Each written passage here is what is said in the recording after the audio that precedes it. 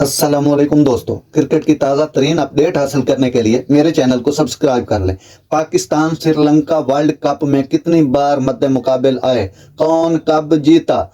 International council ICC world cup 2023 में team Pakistan अपना दूसरा मैच आज श्रीलंका के खिलाफ खेलेगी। वर्ल्ड कप की तारीख में पाकिस्तान और श्रीलंका 8 बार आमने सामने आए। एक बार 2019 में मैच बारिश के बायस ना हो सका। पाकिस्तान ने 1975 से 2011 के दौरान श्रीलंका को 7 मुकाबलों में शिकस्त से 2-4 किया। पाकिस्तान ने 1975 के मैच में श्रीलंका को 192 रन के बड़े मार्जिन से शिकस्त दी थी। ग्रीन कैप ने 1983 के वर्ल्ड कप में श्रीलंका को 2 बार शिकस्त से 2-4 किया। पहली बार 50 और दूसरी दफा 11 रन से शिकस्त दी। 1987 का वर्ल्ड कप में भी पाकिस्तान और श्रीलंका के दरमियान 2 मैचेस खेले गए। पहले में ग्रीन कैप ने 15 और दूसरे में 113 रन से फतह अपने नाम की थी। ग्रीन शर्ट का 1992 का वर्ल्ड कप में मैच श्रीलंका से एक टाकरा हुआ, जिसमें पाकिस्तान 4 विकेटों से फतह याब ठहरा।